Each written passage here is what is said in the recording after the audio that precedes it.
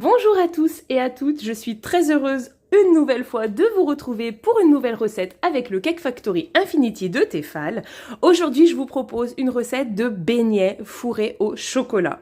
Donc bien sûr, ce seront des beignets sans huile. En fait, c'est une recette que j'ai déjà partagée pour la friteuse à air, les air fryers en fait, qui est déjà sur ma chaîne disponible. Et beaucoup de personnes m'ont demandé pour le faire au Cake Factory, donc je vous l'adapte pour le Cake Factory. Allez, c'est parti pour les ingrédients. On aura besoin de 350 g de farine T55, de 130 ml de lait, de 30 g de beurre coupé en petits morceaux, de 40 g de sucre, 10 g de levure fraîche de boulanger. Alors vous pouvez utiliser de la sèche si vous le souhaitez, mais moi je préfère la fraîche, je trouve que les résultats sont meilleurs, mais bon, voilà. D'une pincée de sel, d'un œuf, et puis ensuite, pour les garnir, eh bien 4 grosses cuillerées à soupe de pâte à tartiner au chocolat. Mais aussi, vous pouvez choisir de les garnir avec du caramel beurre salé ou même de la confiture, c'est aucun problème. Et puis un petit peu de sucre glace pour les saupoudrer pour la déco. Alors, pour ma part, je vais faire la pâte au Thermomix, mais vous pouvez la réaliser à la main ou dans un robot pâtissier, sans problème, ou même avec votre robot multifonction, voilà, ou au Monsieur Cuisine Plus, enfin, avec ce que vous avez, il n'y a pas de souci. C'est juste qu'il faut respecter les étapes. Donc, en premier, je vais dissoudre ma levure dans mon lait tiède. Donc là, mon lait est froid parce que le Thermomix va me le chauffer, mais sinon, il faut qu'il soit tiède. À peine tiède, l'idéal, c'est 37 degrés. Donc ici, levure et lait. Là, je vais mettre au Thermomix 2 minutes à 37 degrés, vitesse 2. Une fois le lait et la levure bien dilués, on verse, je vous le répète bien, quel que soit le robot ou la méthode utilisée, même si c'est à la main, bien dans l'ordre, d'abord la farine. Ensuite, l'œuf, les petits cubes de beurre. Hop, là, je les répartis un petit peu. Et puis, la pincée de sel. On n'oublie pas l'œuf qui est caché derrière. J'ai failli l'oublier. Voilà. Et maintenant, donc au Thermomix, je vais moi utiliser la fonction pétrir pendant 2 minutes. Si vous utilisez un autre robot, bah pareil, c'est pétrin ou malaxé ou pâte lourde. Voilà. Et si c'est avec un robot pâtissier ou à la main, bah, ce sera peut-être un petit peu plus long, mais vous allez voir, je vous montrerai la texture que la pâte doit avoir à la fin du pétrissage. Alors, le pétrissage est terminé. Je vais vous montrer la pâte. Allez, je la fais juste tomber sur mon plan de travail. Et voici la consistance qu'on doit obtenir. Donc en fait, c'est une pâte qui est pas collante. Vous voyez, je peux facilement la... Et qui est très facile à travailler. Voilà ce qu'on doit obtenir. On lui donne une jolie forme de boule. Et puis on va passer à la première pousse de la pâte. Donc dans le Cake Factory, j'ai légèrement huilé mon plat XL. Hop, vous voyez, très très légèrement. Hein. Et je vais déposer ma pâte, enfin ma boule, bien au centre. Et on va programmer. Donc en programme manuel numéro 10, là on va baisser la température à 35 degrés.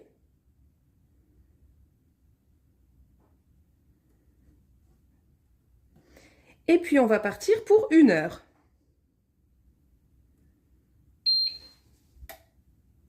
La première pousse est terminée. Donc je vais éteindre mon Cake Factory. Regardez ça. Franchement, elle est super belle et hyper bien gonflée. Donc ce que je vais faire, c'est que je vais récupérer ma pâte, la déposer sur le plan de travail, vous voyez. Alors, ce qui est bien avec cette pâte, c'est que pas besoin de fariner le plan de travail ou autre. Non, non, elle est impeccable. Et là, comme le plat était légèrement huilé, la pâte, en fait, elle est superbe. Hein. Voilà, elle va huiler légèrement le plan de travail et on aura tout ce qu'il faut pour la travailler. Alors, on la dégaze bien, d'accord? Et puis, on va la diviser maintenant. Donc, on va la diviser en 16.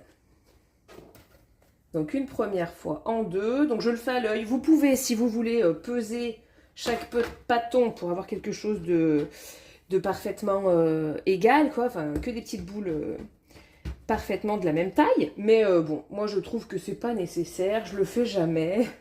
Libre à vous d'adapter si vous aimez bien. Il n'y a pas de problème. Donc, je coupe, hop là, en 2, puis encore en 2. Vous voyez, en 2, puis après en 4, et chaque, encore une fois, en 2 pour en avoir 16. Au total à la fin. Donc là, c'est que de la découpe. C'est très facile, en plus elle est tellement simple à travailler. Vous verrez vraiment, si vous testez, n'hésitez pas à me faire un petit retour après, ça me fait toujours plaisir. Et puis même si jamais c'est pas réussi, on essaye de trouver pourquoi. Hein. Bon, des fois je ne peux pas répondre, je ne sais pas, mais on sait jamais, je peux peut-être arriver à vous aider. Allez, donc je coupe, j'ai presque terminé. Une dernière fois. Et voici. Donc là, normalement, c'est bon. Donc, j'en ai bien 16. Maintenant, ce que je vais faire, c'est que je prends chaque petit morceau de pâte et je le roule à la main, voilà, pour obtenir une boule.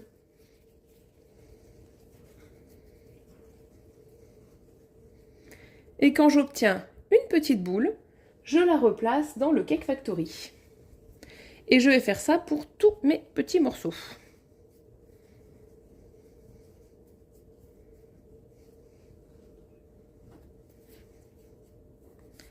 Je les forme bien en boule. Et hop, dans le Cake Factory. Donc là, rien de compliqué.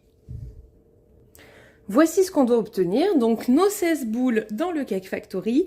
Et on va partir pour la deuxième pousse de nos petits beignets. Donc une nouvelle fois, on rallume le Cake Factory. On se place en programme numéro 10 à 35 degrés. Mais cette fois-ci pour 30 minutes seulement.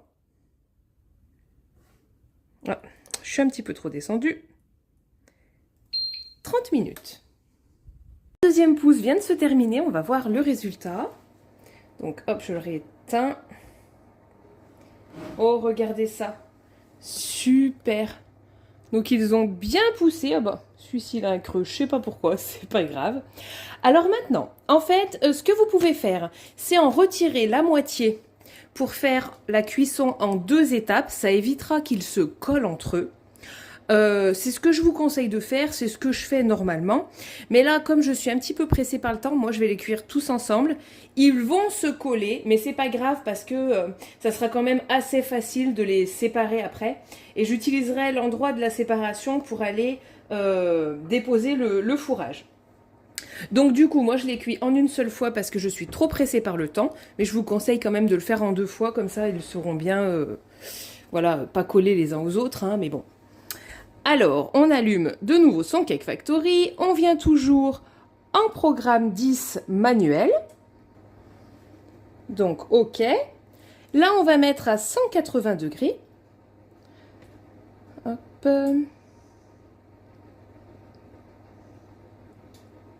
Voilà. Pour une durée, eh bien, on va mettre 12 minutes et je verrai si c'est suffisant. Parce que c'est quand même bien plus long qu'avec l'air fryer pour les cuire, hein, avec le Cake Factory ou avec un four. Donc c'est parti, puis on verra si 12 minutes c'est suffisant. Tac, la cuisson est terminée. On va voir si c'est suffisant. Oh non! Alors c'est pas suffisant 12 minutes, il en manque. Hein. Alors du coup, je vais faire un petit rajout parce que là, elles sont trop blanches. Donc ce que je vais faire, je vais revenir en arrière. Je vais monter à 200... Oh, je vais mettre 220 là pour que ça mette un petit coup de dorage sur le dessus. Et on va mettre, je sais pas, peut-être 4 minutes. C'est parti. Et puis on va voir. Alors sinon, ce que vous pouvez faire, c'est que vous mettez 200 pendant 12 minutes d'emblée déjà, je dirais, pour que le dorage se fasse un peu plus. 180, vous voyez, c'était un petit peu trop bas. Alors, les 4 minutes sont passées. Bon, le dorage, c'est pas encore tout à fait ça. Ouais. Eh ben non, hein, je vais rajouter encore. Eh bien, je laisse encore à 220 et je remets encore 4 minutes. Donc 8 minutes à 220. Bon, après, c'est aussi parce que je les ai tous faits en même temps.